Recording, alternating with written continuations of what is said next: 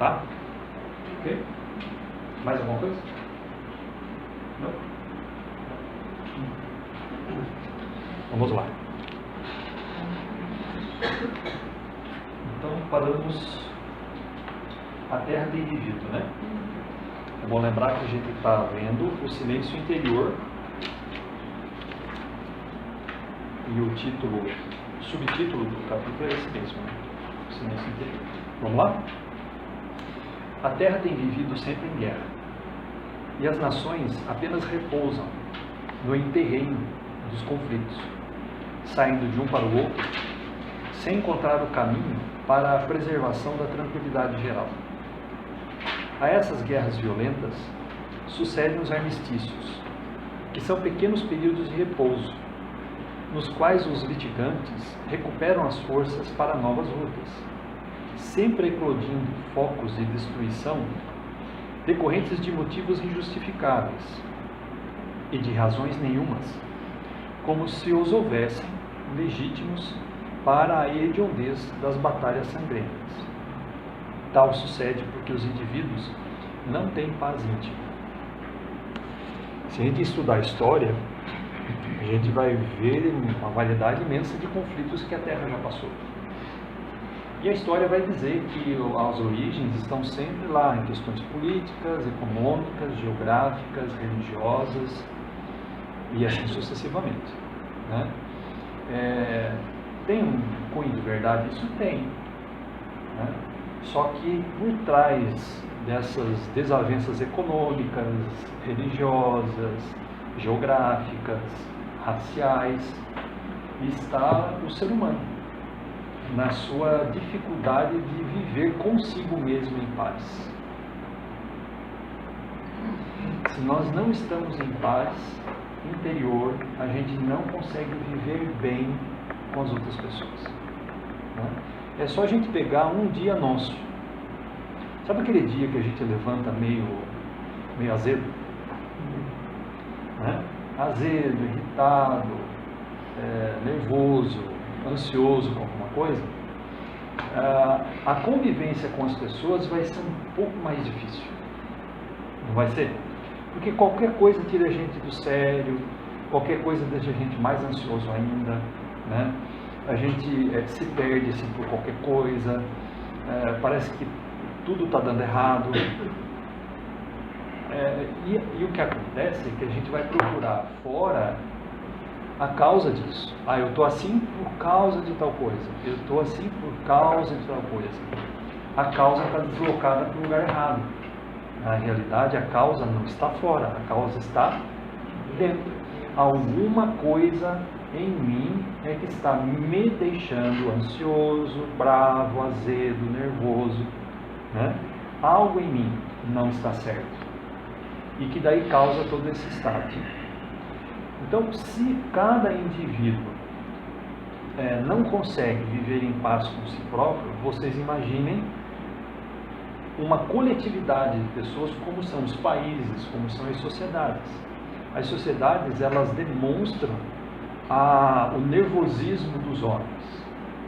E hoje, nessa época que a gente está vendo, nós estamos passando por essas fases de nervosismo.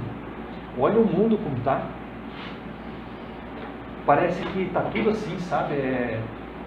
Parece que, eu estava comentando com a Nancy esses dias, parece que tudo está vibrando meio estranho, não é? Parece que as coisas estão meio pesadas e aí coisas acontecem aqui e acolá, os países entrando em confusões e tudo mais, né? Então, como a Joana de Anjos está nos dizendo, isso é resultado da maneira como os homens estão, né? Isso foi previsto por Jesus, lembra? Lá no sermão profético, está lá no Evangelho de João, Jesus dizia que essa época seriam épocas difíceis, os rumores de guerras e tudo mais. Então, já havia uma previsão disso tudo. As coisas não ficariam fáceis. E nós estamos encarnados justamente nesta época porque a gente precisa vivenciar esta época, as nossas provas, as nossas expiações, as nossas missões, estão enquadradas dentro deste momento, senão nós não estaríamos encarnados agora. A gente teria já vindo antes ou viria depois, né? Então o momento é grave, mas não está sem controle, sem comando, isso nunca, né? Então, apesar do mundo estar em ebulição, Jesus está no comando. Ah, não está. Tá. Ah, mas não é possível. Tá. Sempre esteve, sempre estará e está. É que essas coisas são comuns acontecerem nos momentos de transição, que é o que nós estamos passando. Então, o que ela está lembrando aqui? De que nós vivemos em guerra até hoje, que a gente não consegue viver em paz com si próprio, né? Apesar de todas as sociedades já terem orientação espiritual para isso. Todos os povos têm orientação espiritual para isso. Sejam cristãos, sejam muçulmanos, sejam budistas, shintoístas, sejam, sei lá o que for, católicos, protestantes, não importa. Todos os povos da humanidade têm alguma informação espiritual que diz a todos de que é necessário que se busque a paz interior, cada um na sua linguagem, né? Aqui ela está falando das guerras que o mundo atravessa, mas quantas vezes a gente não está em guerra com a gente mesmo? Quantas vezes a gente não está em pé de guerra com a gente própria, né? A gente quer uma coisa e não consegue, né? E aí eu começo a pensar, mas puxa vida, né? Por que isso? Por que eu não sou assim? Por que eu não sou assado? E vem frustração, e vem não sei o que, e vem não sei o que. A gente vive em guerra com a gente mesmo. A gente vive em guerra com os outros, às vezes. Então, se a gente pega os grandes conflitos globais que tiveram suas causas, entre aspas, políticas, geográficas, econômicas e tudo mais, mas na realidade tiveram as suas causas no egoísmo dos homens, e indo e vindo para a gente,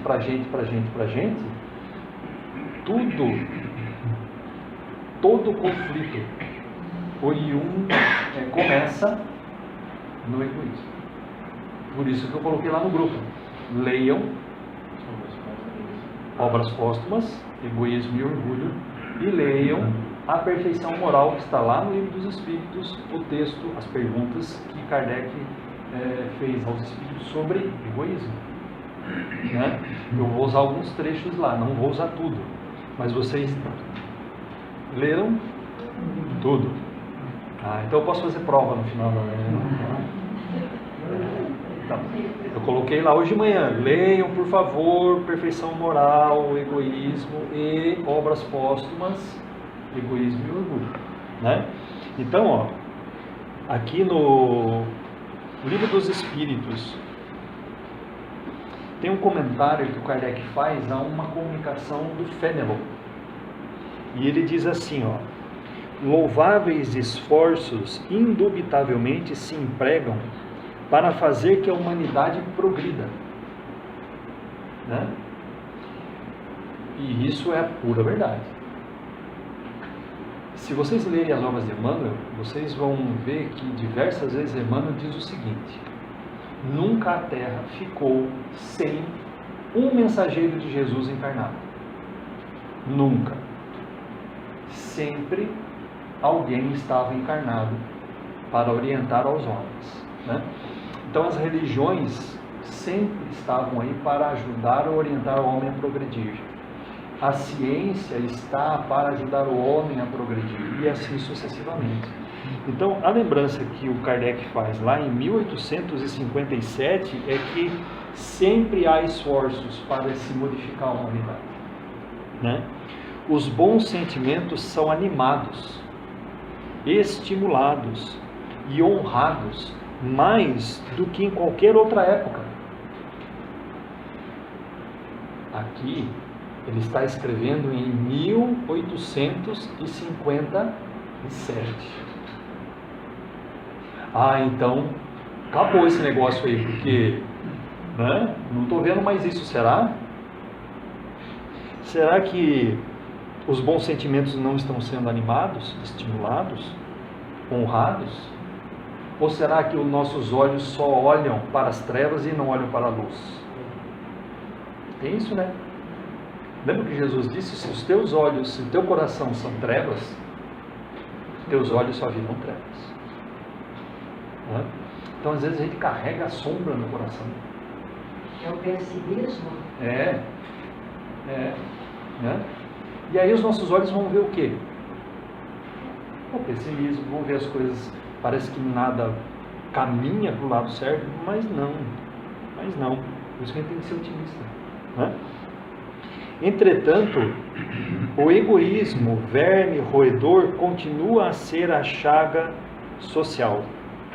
É um mal real que se alastra por todo mundo e do qual cabe o homem, se alastra por todo mundo e do qual cada homem é mais ou menos vítima.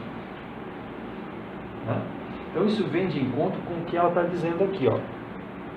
Por que as guerras existem? Por que quando eles entram em acordo, esses acordos duram tão pouco, muitas vezes?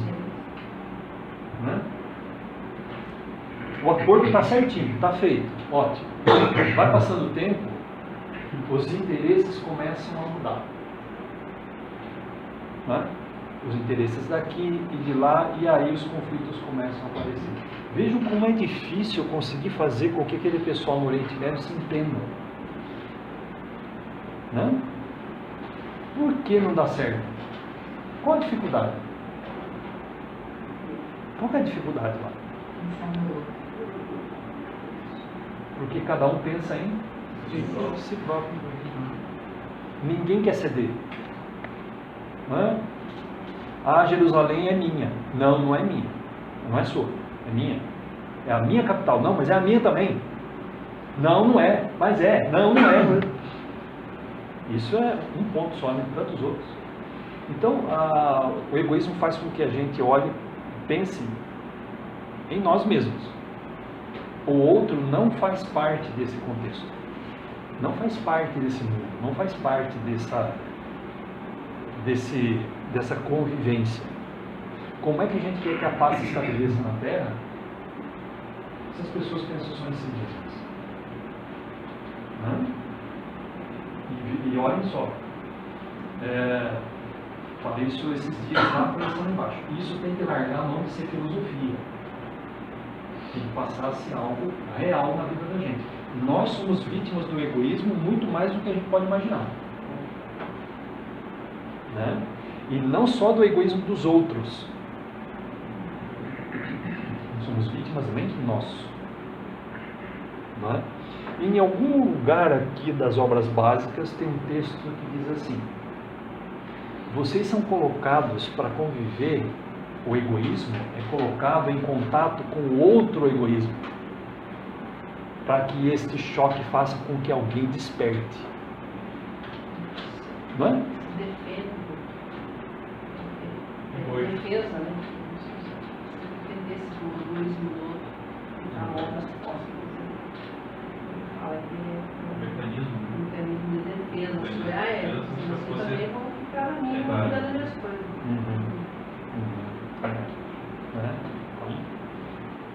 Vocês vejam como as coisas são, tá? Então é isso, vamos adiante. Desde que não são capazes de se tolerarem reciprocamente em pequenos grupos, não se encontram em condições de respeitar os tratados por eles mesmos firmados, os quais apenas escondem-lhes a brutalidade que passa a ter características de civilização e cultura. Como decorrência, a paz mundial ainda é uma utopia, em razão da falta de inteireza moral e pacificadora da própria criatura. Lembram lá no Livro dos Espíritos qual é a definição que Kardec dá para a civilização? vou achar agora. Lembra? Kardec perguntou aos espíritos: quando um povo pode ser considerado civilizado?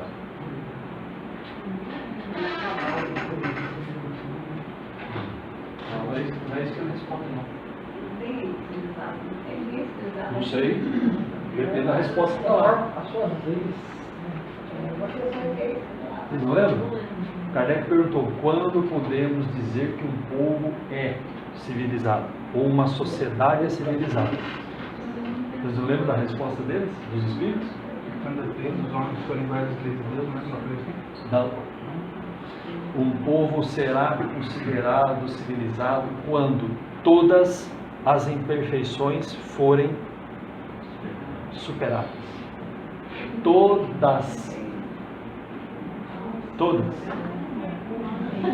E aí a gente acha que quem não é civilizado é o índio, quem não é civilizado é o pigmeu lá no meio da África, como é o nome daquele cara que mora na Austrália lá, o aborígenes da... Não, aquele lá não é civilizado, porque eles nem sabem o que é Facebook. É como se Facebook fosse algo de civilizatório. Eles se respeitam mais também. Porque às vezes no Facebook, mais vira uma guerra, às vezes no Facebook, onde a civilização passa longe. Né? Então, segundo os espíritos, civilização é quando toda a sociedade se livrar de todas as imperfeições. Pergunta: somos civilizados? Somos civilizados? Podemos até achar por causa da nossa tecnologia e tudo mais, mas não é esse o entendimento que os espíritos fazem de civilização. As duas coisas, moral, né? Você tem que ter as duas coisas juntas, né? A intelectualidade e a moral. Né? Então não é esse o entendimento que eles dão de civilização. Né? A civilização, às vezes, como ela lembra aqui, esconde embaixo desse ar de civilizado brutalidade. Não é? Ou o espanhol que chegou na América Central no século, não me lembro lá qual século, não eram civilizados? Então, quando eles chegaram aqui na América, eles encontraram os povos aqui, eles encontraram com esses povos e disseram assim: meus irmãos, que bom encontrá-los aqui, né? Olha, nós somos espanhóis, estamos vindo da Europa, trazemos novidades para vocês. E aí, vocês, o que vocês podem oferecer para nós? Foi assim? Os romanos, né? Os romanos chegavam: oi, tudo bem? Como vocês vão? Né? Bárbaros, podemos trocar umas ideias, fazer uns tratados? Era assim? Não, mas eram povos civilizados, porque tinham construções maravilhosas, tinham uma sociedade organizada, tinham leis muito bem feitas e organizadas que servem até hoje, mas escondiam brutalidade. Né? Então, o mundo civilizado e o mundo que a gente vislumbra, ao qual Jesus dizia, a gente não tem noção do que é. A mínima. Porque a gente pensa assim: nossa, como seria bom, como será bom viver num mundo em que haja felicidade? Não é verdade? É a mesma história da semana passada. O que é paz? Né? O que é felicidade? Às vezes a minha felicidade é que o Parmeira ganhou ontem, e que não ganhou, empatou. Ai, que feliz, o Palmeiras ganhou.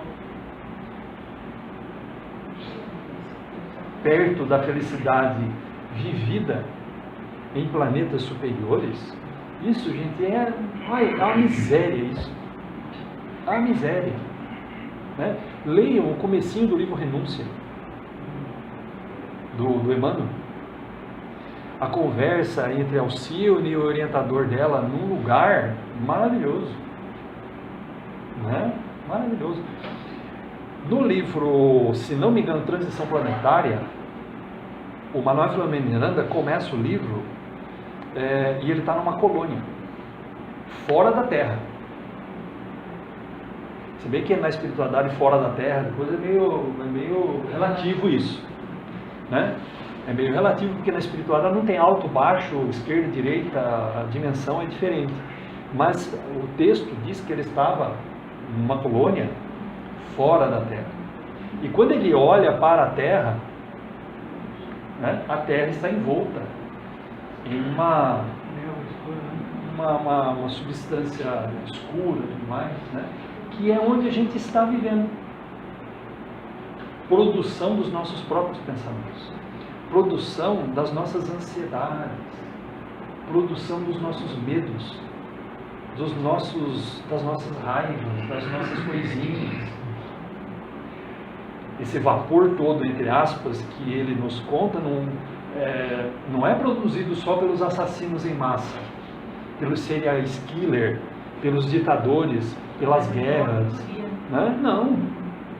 Mas é também alimentada pelo dia a dia, às vezes, das pessoas lá fora, porque nós somos diferentes, né? Brincando, né? Produzidos por todos nós no nosso dia a dia. A gente acaba colaborando com a manutenção dessa vibração tensa que os dias de hoje estão, né? Tá? Por uma coisa simples, entre algumas outras, porque as pessoas não conseguem se tolerar umas às outras. O cara que torce para o Flamengo, ele não pode conviver com o cara que torce para o Fluminense. O indivíduo que pensa de um jeito não pode conviver com o outro que pensa de outro jeito, porque um não tolera o outro. Tem ideias diferentes, eles não se toleram, não conseguem conversar, porque as ideias são muito diferentes. Mas e daí que as ideias são diferentes? Não é? A ideia diferente faz com que alguém seja pior ou não? A cor da pele traz alguma... Não. Né? O lugar onde mora? Não.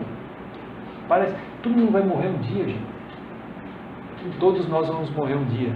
E aquelas coisas que a gente se orgulha tanto de ter ou ser, babau. Na espiritualidade, nós todos somos quem? Que a gente é. O doutor, o senhor, o dono de não sei o que, o dono de lá não sei o que, né? O chefe disso, o chefe daquilo, tudo isso some, desaparece. Desaparece. Né? Então, vejam como a humanidade ela olha para o lado errado. Ainda 2000 anos depois de Jesus na Terra, né? A gente ainda tende a olhar para o lado errado, né? E a gente se surpreende com o mundo do jeito que está, né? O mundo do jeito que está. Aliás, hoje em dia está muito difícil você falar qualquer coisa, né? Porque qualquer coisa que você fala vira um cavalo de batalha. Não foi isso que eu quis dizer. Como foi isso que você quis dizer? Que não sei o que. Não, foi o corretor do WhatsApp que mudou o negócio aqui. A gente vive em momentos difíceis, realmente. Muito bem. Esse fenômeno resulta dos seus apegos egóicos, das suas fantasias douradas, das suas paixões e da sua volúpia pela dominação dos outros. Não? Mas eu não quero dominar o mundo. Não, você não quer dominar o mundo, mas a tua mulher você quer dominar, não quer? Lá em casa eu domino a Liliana. Acabou de falar, tua mulher. Não é dominar o mundo, não. Mas a gente adora, né, mandar. A gente adora mandar, né? Mandar guiar, quando dá aquela impressão de que eu sou algo diferente, porque eu falo para o fulano, né? Leva engano, que coisa. Aí, ó, lá no Obras Póstumas, quem leu vai lembrar disso aqui.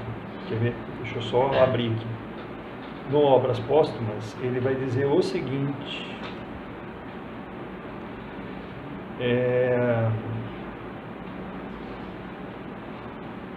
Gostaram do texto do Obras? Quem nunca tinha lido Egoísmo e Orgulho? Você nunca tinha lido? Não tinha lido? Alguém nunca tinha lido Egoísmo e Orgulho? É bom, não é? É um espetáculo isso aqui. Ó, o texto do Obras Póstumas, o Egoísmo e o Orgulho, começa assim, ó. É bem sabido que a maior parte das misérias da vida tem origem no egoísmo dos homens. Desde que cada um pensa em si mesmo, antes de pensar nos outros, e cogita antes de tudo satisfazer aos seus desejos, cada um naturalmente cuida de proporcionar a si mesmo essa satisfação, a todo custo, e sacrifica sem escrúpulo os interesses alheios, assim nas mais insignificantes coisas como nas maiores, tanto de ordem moral quanto de ordem material. Aí, voltando no texto da Joana de Ângeles, o que ela fala ali, ó? Este fenômeno resulta dos seus apegos egóicos, das fantasias douradas, das paixões, da volúpia de dominar o outro, apegos morais, emocionais, culturais, pessoais, a objetos, a raças, a grupos sociais.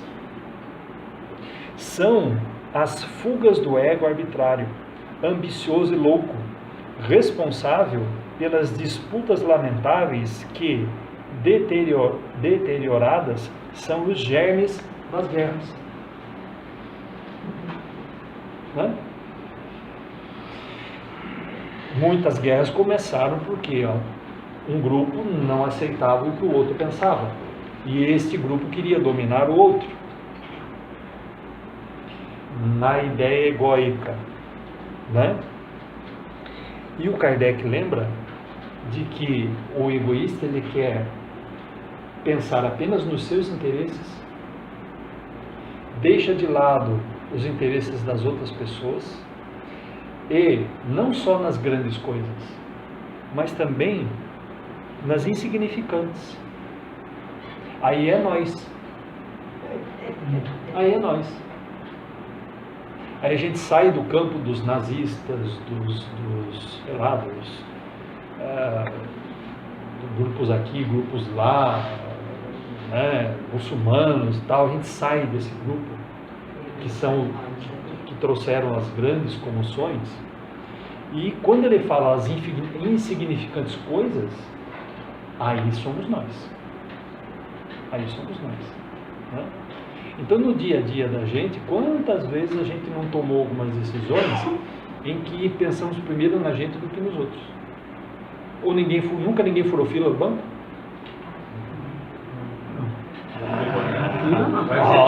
Vai ser fura fila, alguém vai lá. Você não se esqueça que espírito sabe, né? Nunca ninguém furou a fila do banco? Nunca ninguém estava na fila da Cofesa. E aí alguém chega para você, viu, eu posso passar isso aqui, pouquinha coisa? Você dá aquela olhada e vai avançar no fulano, diz assim, tá, pode passar. Pode passar, né? E assim, aquela coisa, não? Nossa, como eu sou caridoso. Mas porque aqui podia ser na fila do lado, não é? Aí você chega no banco. Hoje em dia você não entra mais em banco, né? Antigamente a gente entrava em banco, ia fazer um monte de coisa lá dentro. Hoje quase não entra mais. Mas vai que você vai no banco. Antigamente tinha fila, não sei se vocês sabem, né? Os mais novos acho que nem sabem que antigamente tinha fila no banco. Não era assim, você pegava a senha, sentava lá, ficava bonitinho, no ar-condicionado, né? Não! Na minha época e na época de muita gente aqui, a gente ficava na fila. E aí estava você e alguém à sua frente. Ai, que beleza. Aí a pessoa que estava na tua frente chega na frente do caixa, puxa uma sacola com 200 coisas dentro e taca no caixa. Ah, meu Deus do céu. Eu vou dizer pra vocês. Quantas vezes? Vou sair daqui, por isso que eu estou falando. Vou sair daqui só à tarde. Oh, miséria. Isso quando chega um que vem de lá atrás mais coisa. É, Amigo, então. Passa aqui pra mim. Eu também fez que uma vez voltou lá na fila. Daí veio um e deu um monte de coisa pra ele. Ele olhou, voltou lá no final da fila e falou outra vez. O cara do caixa lá, não acredito que você fez isso. Falou, Pois ninguém é. merece ficar meia hora Uhum. atrás do outro com um monte de coisa. É, né? Então são coisas pequenas que demonstram a nossa irritação, a nossa impaciência. E tudo isso vem de onde? Do tar, do egoísmo e do orgulho. Né? Tá? Portanto, quando nós lemos essas coisas todas aqui, que ela está falando das guerras, das comoções, das lutas entre os povos e tudo mais, não vamos esquecer de que os povos são constituídos por indivíduos. Né? Enquanto os indivíduos não mudarem, as coisas não vão mudar. Tá? Ah, tem um detalhe, né? Sempre tem um detalhe, né? Passando o tempo, como está lá no livro dos Espíritos, a lei de progresso vai exigir progresso sempre, não é assim? Não é isso que está escrito lá? O progresso vai acontecer de qualquer maneira. Se a gente quiser ou não, o progresso acontece. Na vida dos mundos, os mundos evoluem obrigatoriamente. Só que eu moro aqui na Terra, né? E se a Terra evoluir e eu não quero evoluir? Então, filho, É convidado. nós vamos convidá-lo a você participar da construção de uma sociedade num planeta mais atrasadinho, tá? Então nós vamos levar você para lá, certo? Então a gente não vai ficar infindavelmente, séculos seculorum, vivendo do jeito que a gente é, e a Terra mudando, melhorando, e eu ficando no meio, não, porque eu vou criar confusão neste meio. Eu vou criar confusão nesse meio. Já leram no Nosso Lar? Ah, pelo menos isso, né? Nosso Lar vocês leram, pelo amor de Deus. Ótimo. Vocês lembram aquela passagem que o André Luiz vai junto com, eu não lembro quem, acho que era com o Luizas, ele vai até o muro, a porta do Nosso Lar, e aí de cima do muro ele olha e lá embaixo tem uma senhora, uma mulher pedindo para entrar, e eles não deixam ela entrar. Aí o André Luiz vira para o Luizas, acho, ou para o chefe que estava cuidando lá, falou, não, mas coitada dela, vocês não vão deixar ela entrar? Claro que não é assim que está o texto lá, né? Todo mundo empurra. Vocês não vão deixar ela entrar? Não, não vamos. Mas isso não é falta de caridade? Espera um pouquinho. Aí eles aplicam fluidos na visão do André Luiz e ele olha para a mulher de novo. Ela está cheia de marcas, né? No perispírito. Cada marca foi um aborto por ela praticado. E enquanto ela estava falando com o guarda, ela estava toda solícita. Quando lhe é negada a entrada, ela se transforma. Ela se transforma. Por que não deixaram ela entrar? Porque ela causaria internamente transtorno. Transtorno. Por isso que vão levar a gente para outro lugar. Porque a gente vai causar confusão. Né? Agora vejam que coisa. Hã? Pois é. No passado, os conflitos meio que se generalizaram, né? Primeira Guerra Mundial, Segunda Guerra Mundial. Com o passar do tempo, as coisas foram se restringindo, né? Os conflitos foram ficando em regiões. Parece que está acontecendo isso, né? Os beligerantes, palavra bonita, né? Os briguentos estão ficando em regiões mais isoladas. E daqui a pouco Vai todo mundo para cá, vai todo mundo para lá. E aí, a saída, quando nós sairmos e formos para um planetinha pior, né? Outros melhores virão no nosso lugar. Aí a Terra vai se estabelecer como sociedades mais fraternas, mais sociáveis, mais amorosas, né? E assim sucessivamente. E vamos. Um dia a gente volta para cá, né? Um dia a gente volta, quando a gente tiver condições de viver num planeta melhor, a gente vai para lá, tá bom? Por que toda essa história? Para a gente ver que, como diz Emmanuel lá no Evangelho segundo o Espiritismo, o egoísmo é uma chaga que precisa ser combatida dentro de cada um. Dentro de cada um. Dentro das coisas que fazemos todos os dias. Tá? Muito bem.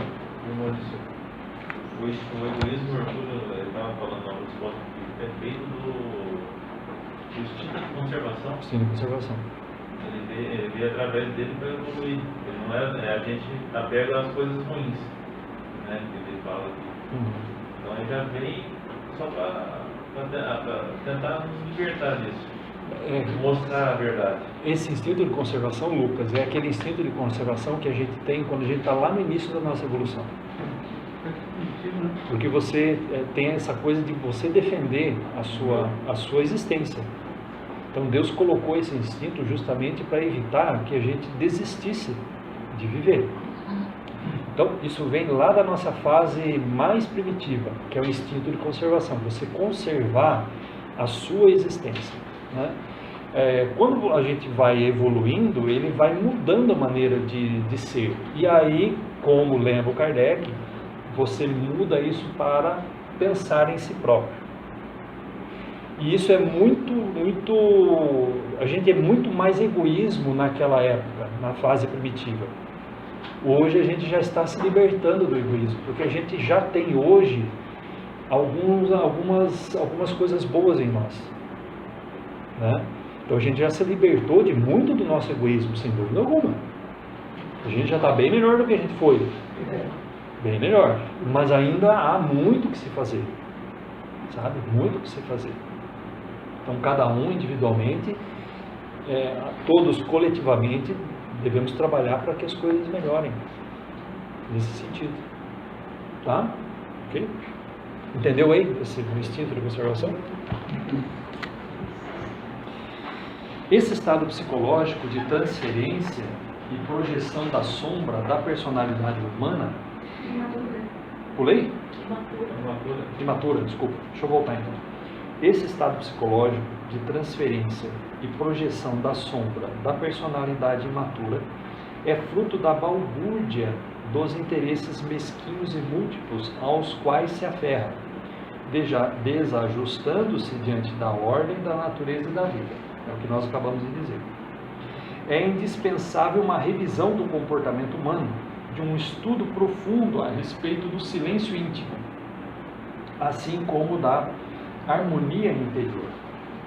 A única maneira de lográ-los é viajar para dentro de si, domando a mente irrequieta, que os orientais chamam o, entre aspas, macaco louco que salta de galho em galho, a induzi-la à reflexão e a autodescobrimento. Mas não é mesmo? Pensa na cabeça da gente durante um dia, né? Como as coisas... Por isso que é bom a gente arrumar alguma coisa para fazer, sabe? A gente arrumar alguma coisa para fazer, porque aí o nosso pensamento ele se modula. Se a gente fica assim, sem ter o que fazer, o nosso pensamento, vou usar o termo ali que está lá, ele é como se fosse um macaco que pula em galho em galho. Uma coisa aqui, daqui a pouco está lá, né? Mas se a gente tem alguma coisa para fazer, a gente tem alguma atividade para cumprir, a gente tem uma responsabilidade a fazer, temos um trabalho a cumprir, o nosso pensamento ele se modula. A gente foca a nossa atenção naquilo que a gente está fazendo. Não é? Tá? Então, por isso que não é nada bom ficar assim sem atividade nenhuma. Né? cabeça vazia, oficina do diabo. Velho ditado, né? Oficina do diabo. Isso mesmo. Né? Há quem tema a quietude, porquanto ao dar-se esta, ocorre a libertação do ego e o ser se ilumina. Todos somos escravos da mente. Tem coisas que é difícil da gente se libertar, né? Tem coisas que é difícil da gente, alguns apegos, é difícil da gente se libertar. E eu não digo só apego de coisas materiais, apego a algumas ideias, apego a algumas maneiras de que como a gente é. Né? Há muitos espíritos que não mudam a maneira de pensar por muito tempo. A gente vai chegar no céu e inferno, que a gente estuda sábado, lá nas comunicações dos espíritos daqui a pouco. Quando eu estava lendo, eu fiquei pensando se isso não tem a ver com a personalidade que a gente já estudou. Porque a personalidade é uma coisa que você traz, né? Você foi montando ao longo das suas existências, não é? A individualidade você vem montando. A individualidade, é. Por isso talvez seja tão difícil fazer a mudança. Não entendi o que você está dizendo. Se livrar do egoísmo. Se livrar do egoísmo. Porque você vai meio que cristalizando os seus desejos, né? De posse. De posse, e às vezes você não identifica isso como se fosse uma.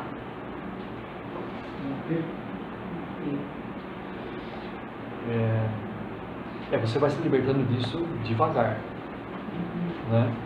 Então, cada existência que a gente tem é uma oportunidade que a gente tem para eliminar alguma coisa na gente. Ela não vai acontecer de uma hora para outra. Não, ela não acontece de uma hora para outra. Tem uma vivência, uma experimentação. Tem. Para isso que serve a reencarnação. Tá? Vocês estão tremendo de frio? Não. A Alexandra tá. Eu estou caneta arrepiada. Então tá bom.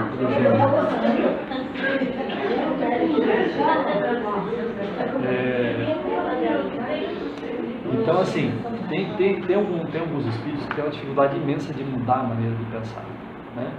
Eu estou dizendo espíritos, como estava lembrando do Kardec lá no Céu e Inferno. Daqui a pouco a gente chega nas comunicações e tem lá os espíritos endurecidos, que o Kardec conversa com eles e os argumentos que Kardec coloca, eles não aceitam muito.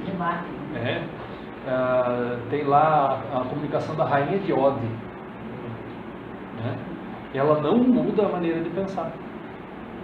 O Kardec está falando com ela e ela está dando dedo no Kardec, porque escuta, você está pensando, com quem que você acha que você está falando? E assim foi, né?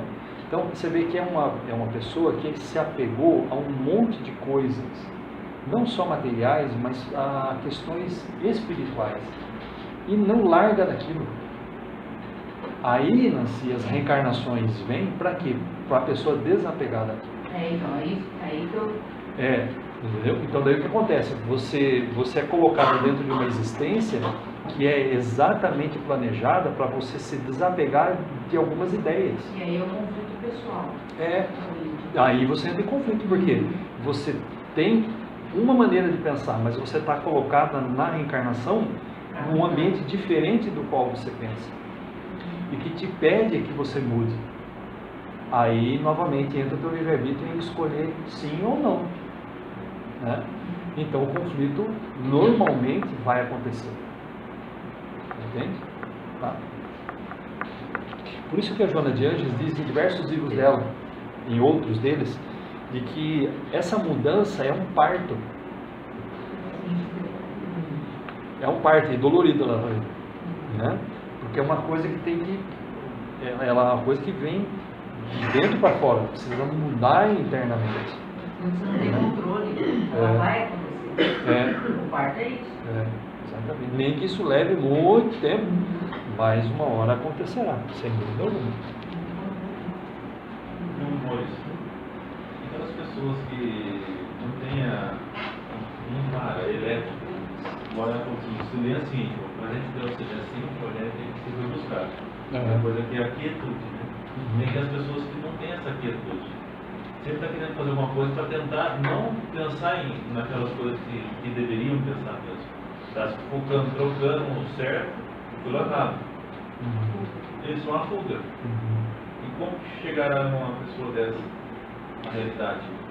Então, ela tem que encontrar um ponto em que ela, claro que ela deve desejar isso, né?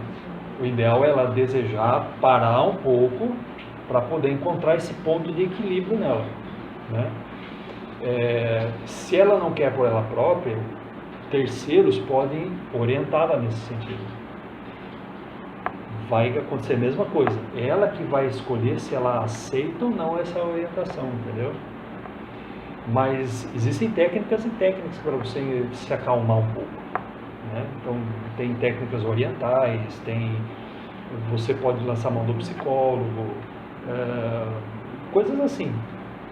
Só que você só vai lançar mão disso quando você entender que você precisa parar, você precisa desacelerar. Eu imagino que as pessoas que têm essa inquietude, ela sabe que necessita, só que ela foge. Essa fuga, ela sabe que precisa de algo, que ela está sufocando, mas ela não quer enfrentar. Mas você tem que identificar isso como um problema. A pessoa Viu? Olha o que ela fala aí, ó. Ela diz assim, ó, há quem tema a quietude. A quem tema a quietude. Porquanto ao dar-se esta, ocorre a libertação do ego, e o ser se ilumina. Então, talvez haja pessoas que realmente não querem esse silêncio interior, porque elas terão que abrir mão de algumas coisas. Elas terão que abrir mão de algumas ideias que carregam, terão que abrir mão. E às vezes ela não está disposta a abrir mão disso. De coisas materiais. Você pensa alguém que trabalha assim, fora do normal, para ter dinheiro. É inquieta por causa do dinheiro, da posse, dos bens e tudo mais.